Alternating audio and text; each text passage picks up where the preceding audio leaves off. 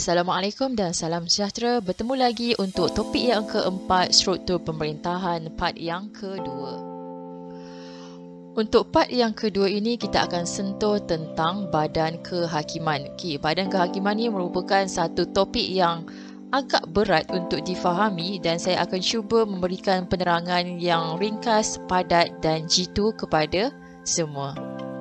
Teruskan menonton. Fungsi badan kehakiman yang pertama mempunyai kuasa mentafsir perlembagaan dan undang-undang.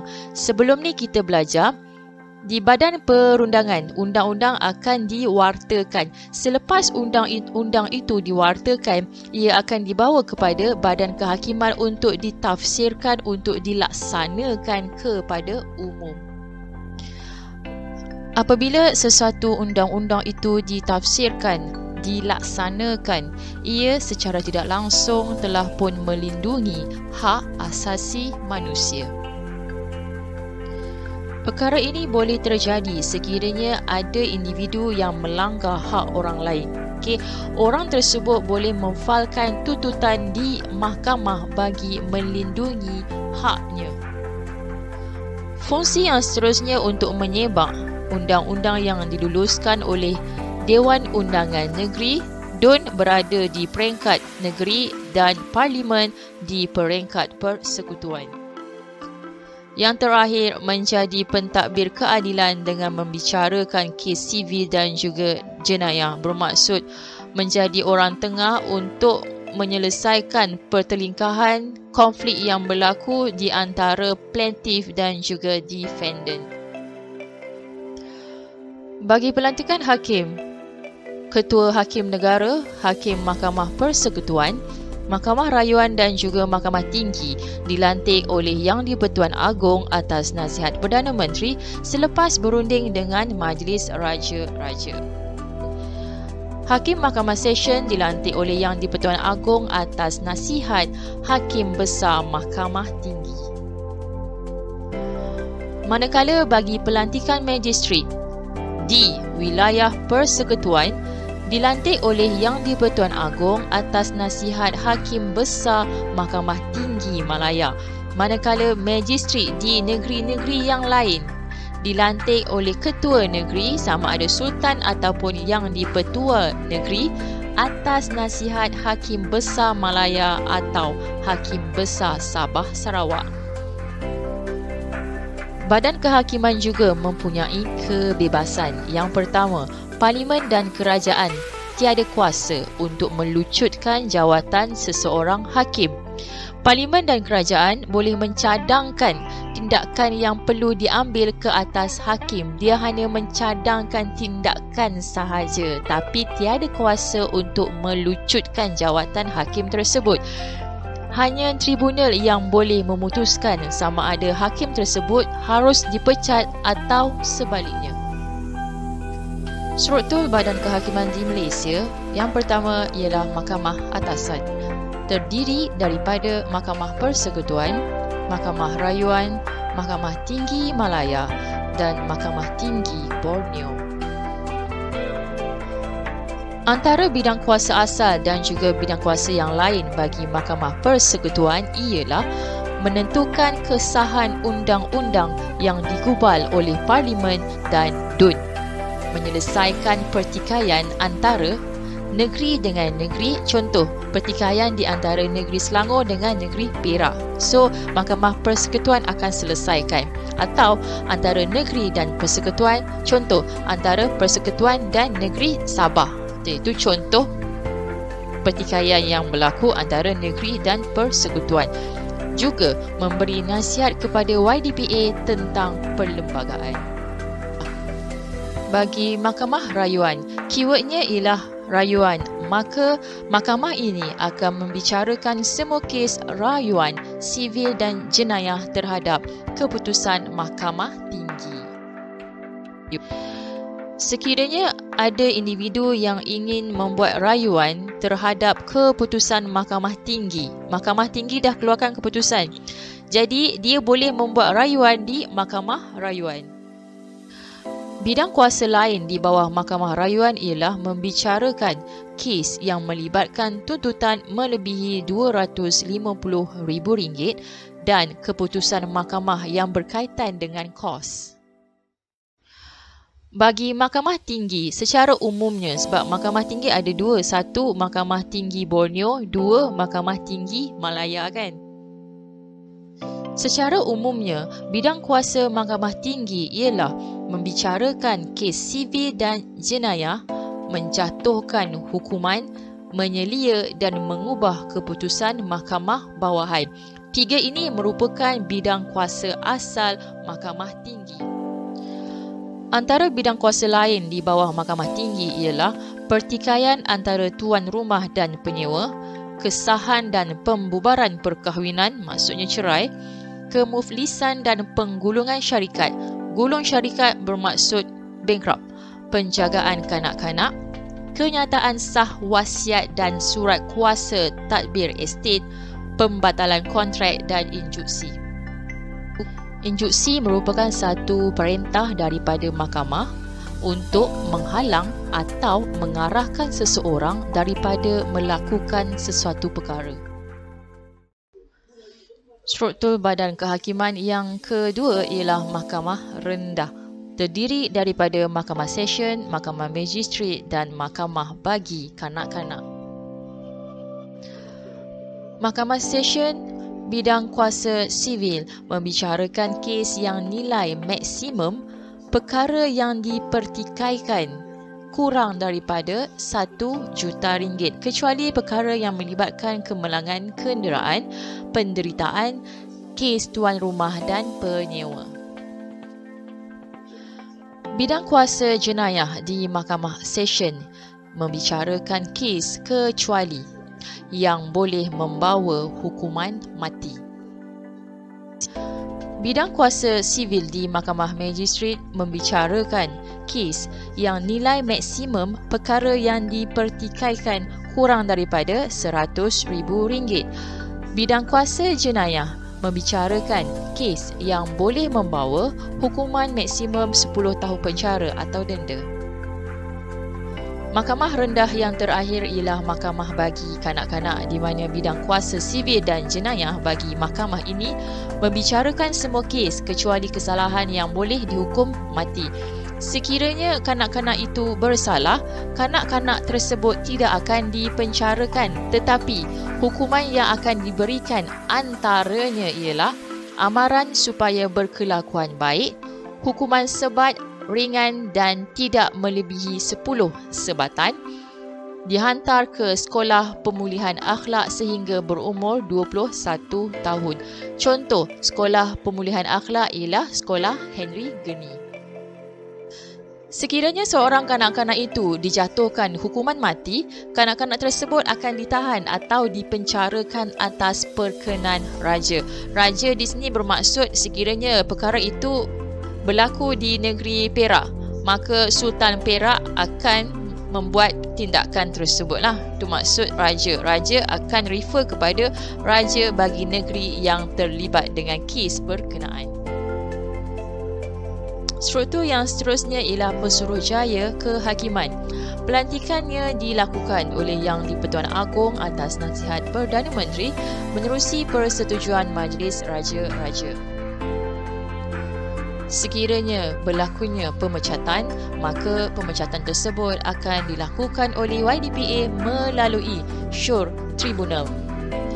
Pesuruhjaya Kehakiman turut menikmati kekebalan seperti Hakim Mahkamah Tinggi dan berkuasa melaksanakan fungsi Hakim Mahkamah Tinggi.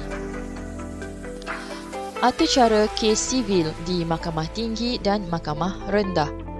Atur cara yang pertama, kes sivil.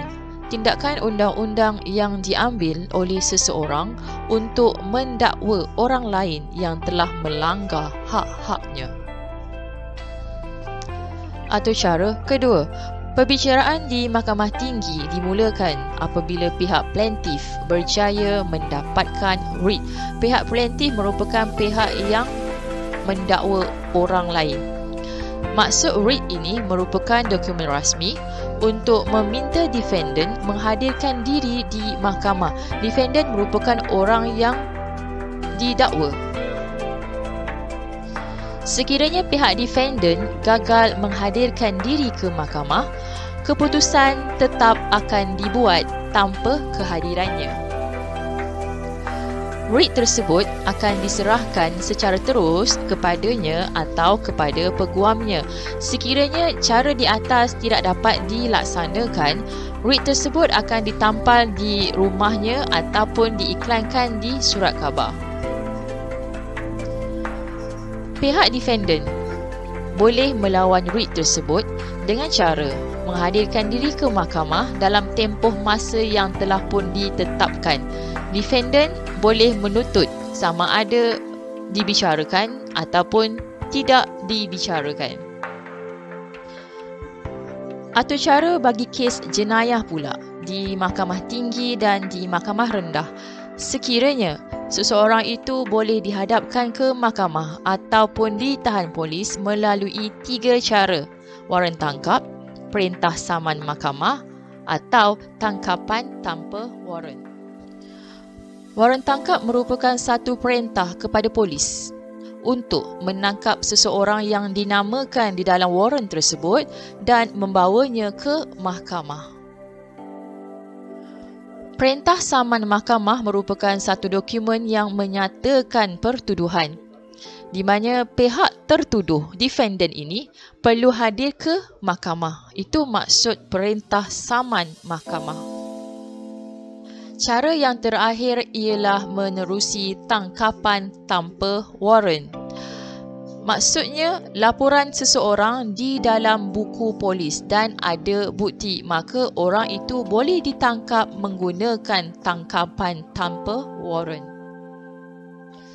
Tertuduh atau defendant boleh memberi keterangan dengan cara: 1. Memberikan keterangan di kandang orang bersalah. Dia ada kandang dia dalam mahkamah, dia ada kandang orang bersalah. So dia akan duduk situ. Tertuduh tidak boleh dikenakan pemeriksaan balas oleh pihak pendakwa. Memberi keterangan bersumpah. Maksudnya dia kena bersumpah dulu sama ada keterangan ni benar ataupun tidak. Dia kena bersumpah. Jadi, tertuduh boleh diperiksa balas oleh pihak pendakwa. Cara keterangan yang ketiga ialah berdiam diri di mahkamah. Dia hanya diam saja. Ya ke tidak ke, dia tak sebut apa-apa. Dia hanya diam. Jadi, pihak pendakwa terpaksa membuktikan yang tertuduh tersebut bersalah. Sekiranya tertuduh tersebut tidak bersalah, maka dia akan terlepas daripada disabitkan kesalahan. Struktur badan kehakiman yang ketiga ialah mahkamah syariah, di mana mahkamah syariah mempunyai bidang kuasa yang terhad terhadap undang-undang Islam di negeri-negeri sahaja, di mana perkara yang melibatkan hanya orang Islam sahaja. Antara contoh kes sivil di bawah mahkamah syariah ialah perhubungan suami isteri, pertunangan, perkahwinan, rujuk, penceraian, fasakh dan nusyuz. Fasakh bermaksud melepaskan ikatan perkahwinan setelah diminta oleh pihak isteri melalui hakim. So fasakh ni isteri yang minta cerai. Kalau nusyuz, isteri enggan mentaati perintah atau permintaan suami yang sah di sisi syarak. Kes sivil yang kedua ialah wasiat. Sama ada pembahagian harta atau pewarisan harta yang berwasiat. Harta yang berwasiat, dia ada wasiat dia. Harta ini untuk siapa, yang ini untuk siapa. Sekiranya pewarisan harta tidak berwasiat, tiada apa-apa wasiat yang ditinggalkan terhadap harta tersebut. So dia akan menjadi satu masalah kepada waris-waris yang ingin menuntut. Kes sivil bagi lain-lain perkara ialah nafkah orang tanggungan. Orang tanggungan ni contoh ada suami. Orang tanggungan bagi suami ialah isterinya dan juga anak-anaknya. Kesah tarafan berlaku apabila seseorang anak itu merupakan anak luar nikah. So taraf dia ni anak sah ataupun anak tidak sah taraf, okey, mahkamah syariah akan tentukan. Penjagaan budak-budak bermaksud penjagaan anak-anak. Bila berlakunya penceraian, akan berlakunya tuntutan terhadap hak penjagaan anak-anak tersebut. Maka mahkamah syariah akan menyelesaikan kes tuntutan tersebut. Pembahagian tuntutan harta sepencarian melibatkan suami isteri yang telah pun bercerai. So semasa hayat mereka bersama ada harta sepencarian. Jadi mahkamah syariah akan menentukan harta ini untuk siapa, harta ini untuk siapa. Bagi bidang kuasa kes jenayah, mahkamah syariah, apa sahaja perkara yang melanggar hukum Islam, sebagai contoh khalwat, zinar, berdua-duaan di antara lelaki dan juga perempuan yang bukan muhrim, minuman keras, minum arak, tidak berpuasa pada bulan Ramadan dan juga ajaran sesat yang dianuti oleh seseorang yang beragama Islam. Di peringkat mahkamah syariah terdapat 3 jenis mahkamah. Yang pertama, mahkamah tinggi syariah, mahkamah rayuan syariah dan mahkamah rendah syariah. Mahkamah tinggi syariah mempunyai bidang kuasa jenayah dan sivil. Bidang kuasa rayuan terhadap kes-kes yang dibawa daripada mahkamah rayuan syariah. Mahkamah rayuan syariah, bidang kuasa mendengar dan memutuskan apa-apa rayuan bagi sebarang keputusan yang telah pun dibuat oleh mahkamah tinggi syariah. Maksud, keputusan dah dikeluarkan daripada mahkamah tinggi syariah. Maka sekiranya seseorang individu itu ingin membuat rayuan, maka rayuan tersebut akan dibawa ke mahkamah rayuan syariah. Bidang kuasa yang lain ialah pengawasan dan penyimakan terhadap mahkamah tinggi syariah. Mahkamah rendah syariah merupakan mahkamah yang membicarakan segala kesalahan terhadap rukun-rukun Islam. Contoh, rukun Islam berpuasa di bulan Ramadan. Sekiranya ada individu Islam yang tidak berpuasa di bulan Ramadan dan ditangkap, dia akan dihadapkan di mahkamah rendah syariah untuk mendapatkan hukuman yang setimpal. Subtopik yang seterusnya berkaitan dengan badan kehakiman ialah mahkamah khas. Mahkamah khas yang pertama ialah mahkamah tentera, khusus untuk tentera sahaja, di mana membicarakan kesalahan disiplin yang dilakukan berkaitan dengan undang-undang perkhidmatan tentera. Mahkamah Bumi Putera, khusus untuk Bumi Putera di Sabah dan Sarawak sahaja, di mana mahkamah ini membicarakan kesalahan yang dilakukan dari segi adat resam kaum Bumi Putera di Sabah dan Sarawak. Mahkamah Perusahaan, perkara yang melibatkan pertelingkahan antara pihak majikan, pekerja dan kesatuan pekerja. Pendek kata, mahkamah perusahaan untuk sektor pekerjaan. Tribunal Tuntutan Pengguna. Tuntutan pengguna di bawah Akta Perlindungan Pengguna. Sekiranya pengguna ini membeli suatu barang secara online, bila barang itu sampai ke tangan kita, mungkin barang itu salah ataupun barang itu tidak wujud, maka pengguna tersebut boleh membuat tuntutan menerusi tribunal ini. Tribunal Tuntutan Pembeli Rumah merupakan tuntutan pengguna di bawah Akta Pemajuan Perumahan. Sekiranya seseorang itu membeli rumah daripada pemaju, rumah ini baru nak bina dan lewat siap. Jadi pengguna boleh membuat tuntutan kelewatan tersebut menerusi tribunal ini. Subtopik yang keenam ialah penghinaan mahkamah. Penghinaan ni ada dua. Yang pertama, penghinaan jenayah, berkelakuan keji terhadap hakim, berkelakuan biadab, mengganggu para saksi dan pegawai mahkamah, menulis penerbitan yang menjatuhkan maruah mahkamah. Penghinaan sivil berkaitan terus dengan arahan mahkamah. Kegagalan untuk mematuhi arahan dan perintah mahkamah, contoh, gagal hadir ke mahkamah dianggap sebagai satu penghinaan sivil. Yang kedua, gagal mematuhi penghakiman atau proses mahkamah. Tindakan tidak mematuhi sepina. Sepina merupakan satu perintah untuk menghadirkan diri ke mahkamah bagi memberi keterangan. Subtopik yang ketujuh ialah Peguam Negara Malaysia, di mana Peguam Negara Malaysia juga dikenali sebagai Pendakwa Raya Malaysia, merupakan penasihat undang-undang utama kepada pihak kerajaan. Peguam Negara dilantik oleh Yang di-Pertuan Agong atas nasihat Perdana Menteri. Kuasa utama yang dipegang oleh Peguam Negara ialah kuasa pendakwaan dan penjaga kepentingan awam. Bagi kuasa pendakwaan, beliau akan mengawal segala prosiding jenayah yang berlaku di negara ini.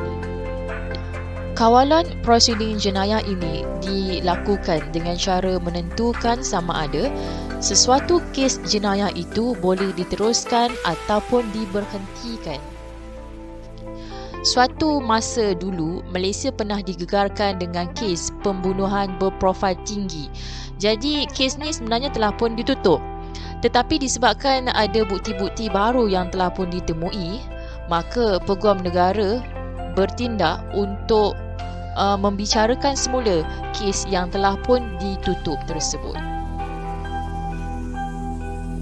Di bawah penjaga kepentingan awam juga, Peguam Negara berhak menentukan jenis mahkamah bagi memulakan sesuatu prosiding atau memindahkan sesuatu prosiding jenayah. Contoh, prosiding jenayah bagi kes ini daripada mahkamah session dipindahkan ke mahkamah tinggi. Itu maksud kuasa dipindahkan. Okay. Yang kedua, prosiding bagi jenayah ini dimulakan di mahkamah tinggi. So, Peguam Negara ada kuasa untuk menentukan apakah mahkamah yang ingin dimulakan ataupun dipindahkan.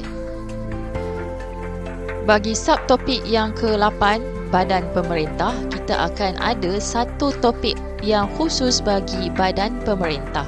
Jadi, kita akan jumpa untuk topik yang ke-6. Kesimpulannya, untuk topik yang keempat, part yang kedua, kita telah pun sentuh tentang Badan Kehakiman, fungsi Badan Kehakiman dan juga struktur Badan Kehakiman di negara Malaysia. Kita jumpa lagi untuk topik yang akan datang. Terima kasih.